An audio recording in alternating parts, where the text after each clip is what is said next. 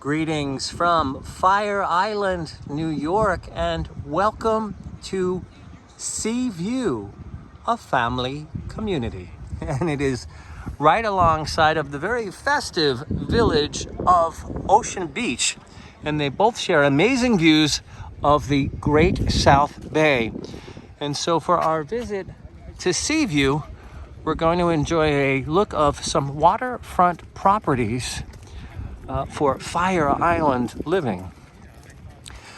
As every community on Fire Island is very different, with similarities. You know, one being that all of these small streets do not have cars. Most people got everything here via a ferry.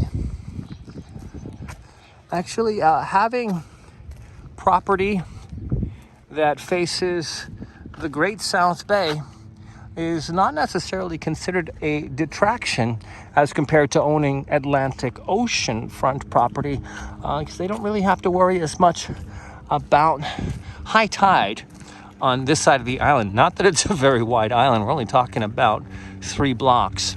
But if you haven't been here and you hear Atlantic Ocean front property and bay property, they're both quite beautiful, but there's no detraction if you're owning a bayside home or renting a bayside home in Seaview. And I gotta admit, I like that they all have a different vibe to them. I mean, the window structures are completely different. Sometimes in this area of New York, you find homes that are right next to each other. They all kind of look very similar. And if you're wondering if there is swimming in the Great South Bay, yes, there is.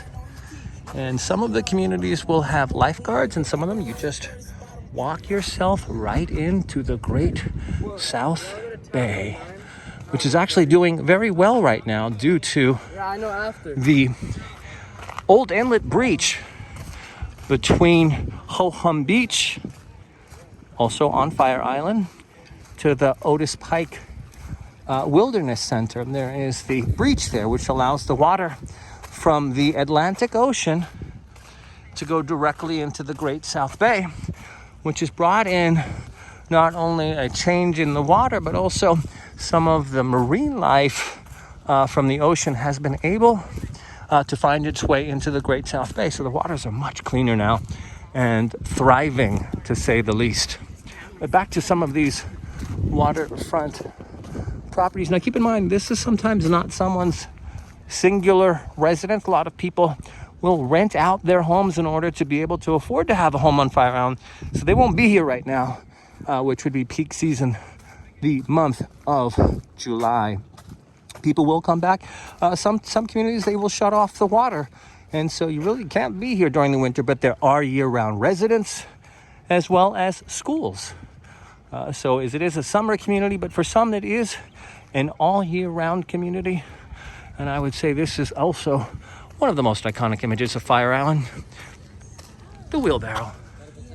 Till next time, from I Love New York, happy summer.